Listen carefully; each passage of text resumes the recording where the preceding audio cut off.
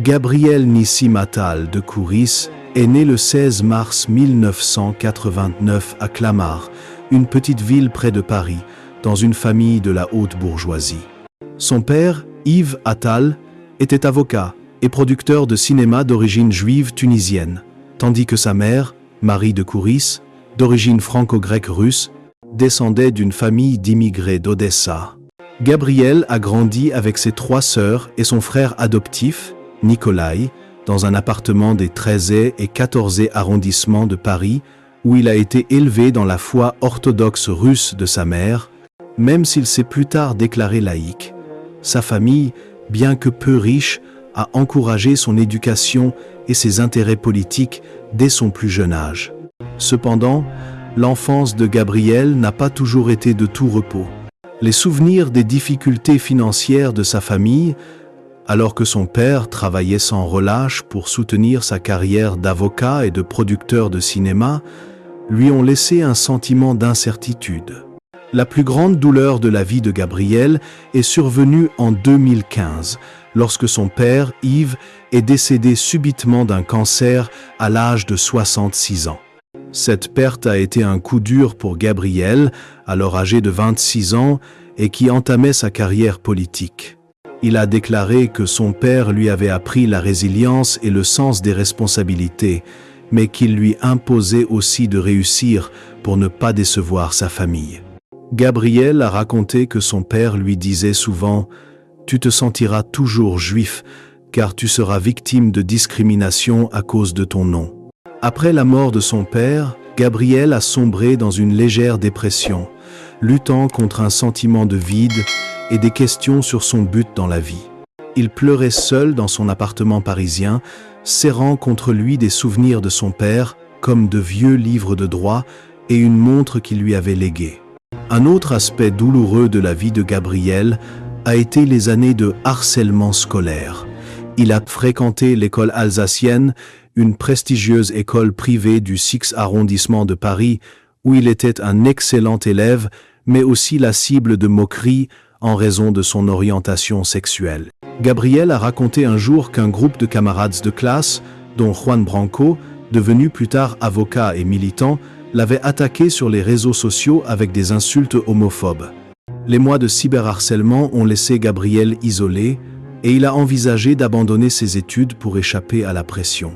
Bien qu'il ait surmonté cette période grâce au soutien de sa famille et de ses amis, les cicatrices émotionnelles sont restées, le poussant à une plus grande discrétion sur sa vie privée.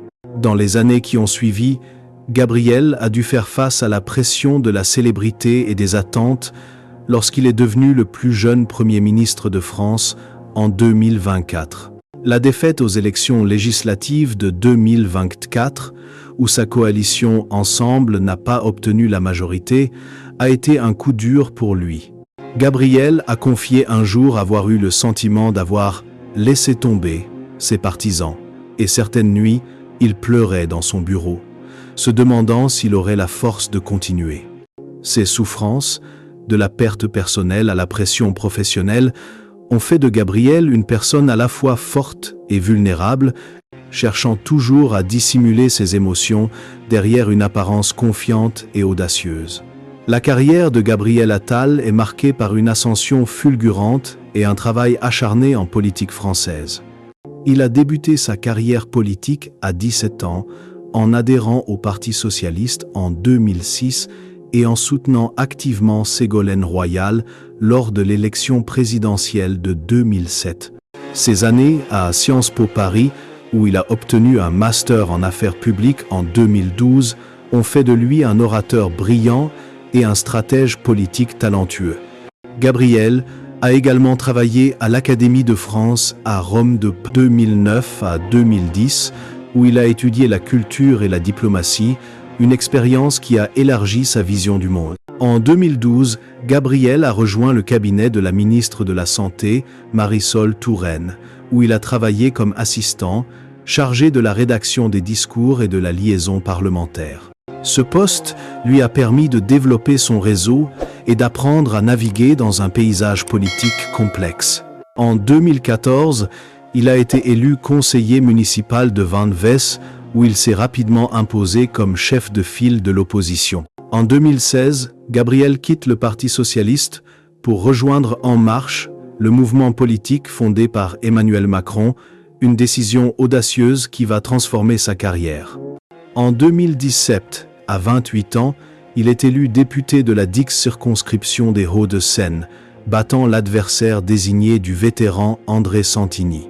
Sa carrière prend un tournant majeur en 2018 lorsqu'il est nommé secrétaire d'État à l'Éducation nationale et à la jeunesse, devenant ainsi le plus jeune membre du gouvernement sous la Tième République.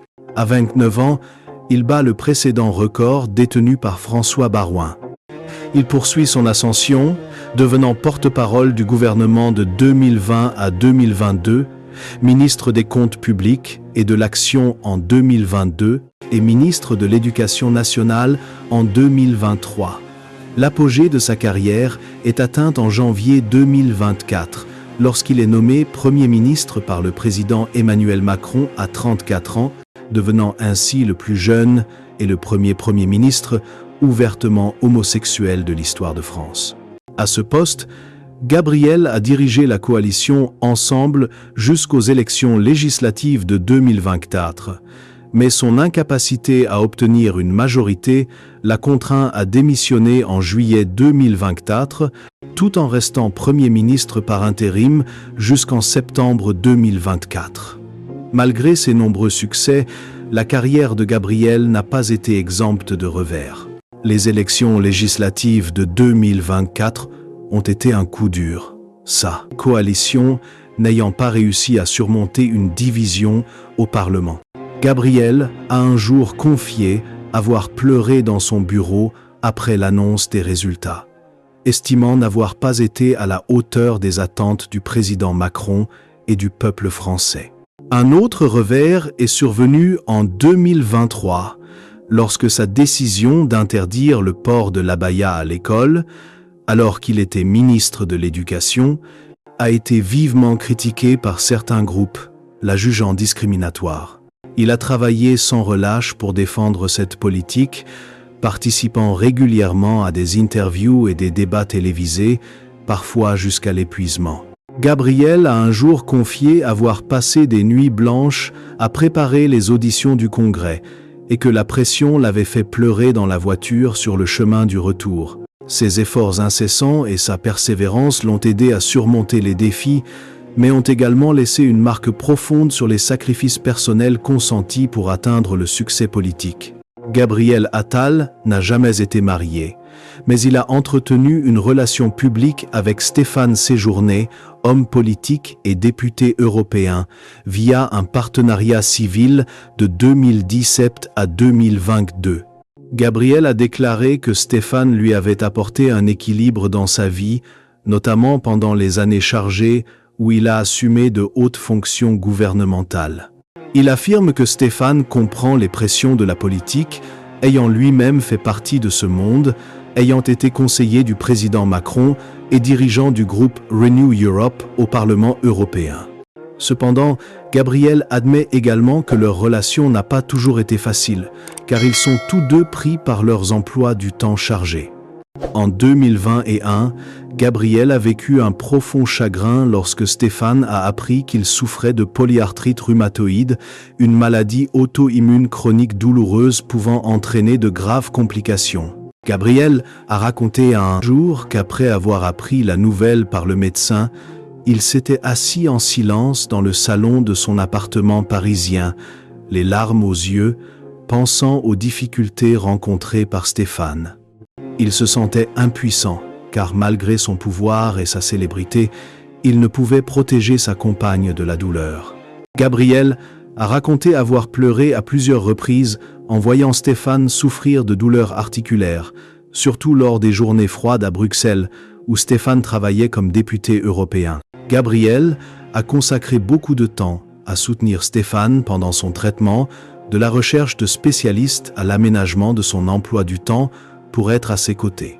Il appelait souvent Stéphane le soir, après de longues journées de travail, pour s'assurer qu'il allait bien. Gabriel a confié que ces moments, bien que douloureux, l'ont aidé à prendre conscience de l'importance d'apprécier la personne qu'il aime. Bien que Stéphane ait réussi à contrôler sa maladie grâce à des médicaments et à une thérapie, celle-ci reste une préoccupation constante pour Gabriel, l'obligeant à consacrer du temps à sa compagne, même si son travail politique requiert son attention.